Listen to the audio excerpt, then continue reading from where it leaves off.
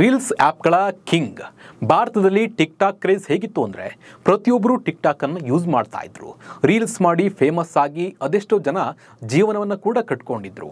ಆದರೆ 5 ವರ್ಷಗಳ ಹಿಂದೆ ಇದು ಬ್ಯಾನ್ ಆದಾಗ ಇದನ್ನು ನೆಚ್ಚಿಕೊಂಡಿದ್ದ ಸಾಕಷ್ಟು ಜನಕ್ಕೆ ಶಾಕ್ ಆಗಿತ್ತು. ಅಯ್ಯೋ ಮುಂದೇನು ಅನ್ನುವಾಗ ಬೇರೆ ಆ್ಯಪ್ಗಳು ಜನರನ್ನು ಸೆಳೆದರೂ ಟಿಕ್ ಟಾಕ್ ಮಾಡಿದಷ್ಟು ಹವಾ ಬೇರೆ ಆ್ಯಪ್ಗಳಿಗೆ ಮಾಡೋಕ್ಕೆ ಆಗಿಲ್ಲ. ಆದರೆ ಟಿಕ್ ಟಾಕ್ ಫ್ಯಾನ್ಸ್ಗೆ ಈಗ ಒಂದು ಗುಡ್ ನ್ಯೂಸ್ ಸಿಗೋ ಎಲ್ಲ ಲಕ್ಷಣ ಕೂಡ ಕಾಣ್ತಾ ಇದೆ. ಹಾಗಾದರೆ ನಿಜಕ್ಕೂ ಭಾರತಕ್ಕೆ ಟಿಕ್ ಟಾಕ್ ಕಾಲಿಡುತ್ತಾ ವಾಪಸ್ ಆಗುತ್ತಾ ಅನ್ನೋ ಬಗ್ಗೆ ಕಂಪ್ಲೀಟ್ ಮಾಹಿತಿಯನ್ನು ನೀಡ್ತಾ ಹೋಗ್ತೀನಿ. ನಾನು ನಿಮ್ಮ ಶಿವರಾಜ್ ಬಾಣಂಕಿ. ನೀವು ಸುದ್ದಿಯಾನದ ಸಬ್ಸ್ಕ್ರೈಬರ್ ಆಗೋದನ್ನು ಮರಿಬೇಡಿ.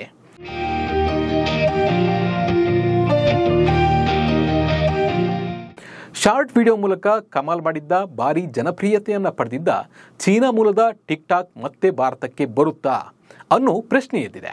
ಆದಷ್ಟು ಬೇಗ ಭಾರತದಲ್ಲಿ ಟಿಕ್ ಟಾಕ್ ಮೇಲೆ ಬ್ಯಾನನ್ನು ತೆಗೆಯಲಾಗುತ್ತೆ ಅನ್ನೋ ಚರ್ಚೆ ಕೂಡ ಶುರುವಾಗಿದೆ.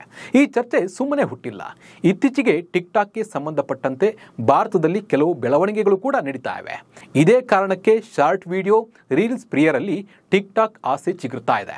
ಮತ್ತೆ ಟಿಕ್ ಟಾಕ್ ಬಂದರೆ ಇನ್ನಷ್ಟು ಫೇಮಸ್ ಆಗಬಹುದು, ಒಂದಷ್ಟು ಹಣವನ್ನು ನೋಡಬಹುದು ಅನ್ನೋ ಆಸೆ ಹೆಚ್ಚಾಗಿದೆ. ರಾಷ್ಟ್ರೀಯ ಭದ್ರತೆಯ ಆಧಾರದ ಮೇಲೆ ಭಾರತ ಸರ್ಕಾರ 2020ರಲ್ಲಿ ಟಿಕ್ ಟಾಕ್ ಅನ್ನು ನಿಷೇಧವನ್ನು ಮಾಡಿತ್ತು. ಟಿಕ್ ಟಾಕ್ ಸೇರಿ ಚೀನಾದ ಸುಮಾರು 58 ಆ್ಯಪ್ಗಳನ್ನು ಭಾರತದಲ್ಲಿ ನಿಷೇಧಿಸಲಾಗಿತ್ತು. ಆದರೆ ಇತ್ತೀಚೆಗೆ ಸ್ವಲ್ಪ ದಿನಗಳಿಂದ ಭಾರತದ ಹಲವು ಭಾಗಗಳಲ್ಲಿ ಟಿಕ್ ಟಾಕ್ ವೆಬ್ಸೈಟ್ ಓಪನ್ ಆಗ್ತಿದೆ ಎಂಬ ಸುದ್ದಿ ಹರಡಿದೆ.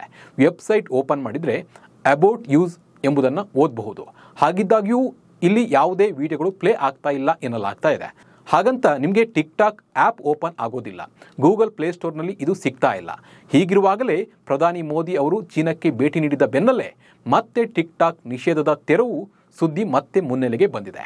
ಭಾರತ ಮತ್ತು ಚೀನಾ ಸಂಬಂಧ ಸರಿ ಹೋಗುತ್ತೆ, ಬ್ಯಾನ್ ಆಗಿರುವ ಚೀನಾದ ಅಪ್ಲಿಕೇಶನ್ ಮತ್ತೆ ವಾಪಸ್ ಬರುತ್ತೆ ಅನ್ನೋ ಚರ್ಚೆ ದೊಡ್ಡ ಮಟ್ಟದಲ್ಲಿ ನಡೀತಾ ಇದೆ.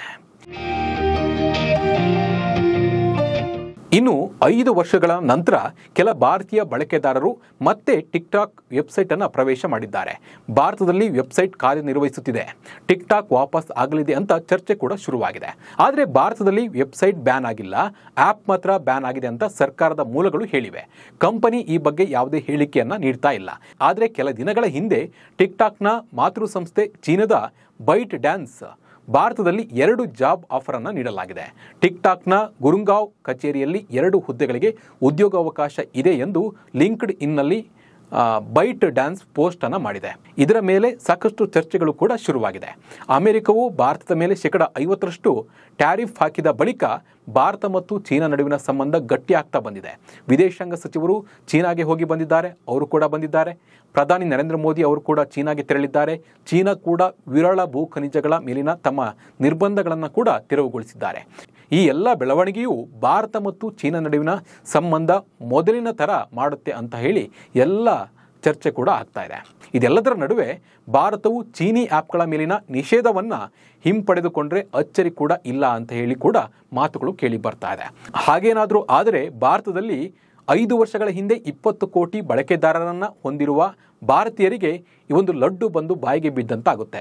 ಮತ್ತಷ್ಟು ರೀಲ್ಸ್ ಮಾಡಿ ಮತ್ತಷ್ಟು ಜನಪ್ರಿಯತೆ ಆಗುವ ಅವಕಾಶ ಕೂಡ ಭಾರತೀಯರಿಗೆ ಸಿಗುತ್ತೆ. ಈ ಬಗ್ಗೆ ನಿಮ್ಮ ಅನಿಸಿಕೆ ಮತ್ತು ಅಭಿಪ್ರಾಯವನ್ನು ಕಮೆಂಟ್ ಮೂಲಕ ತಿಳಿಸಿ. ನಮಸ್ಕಾರ.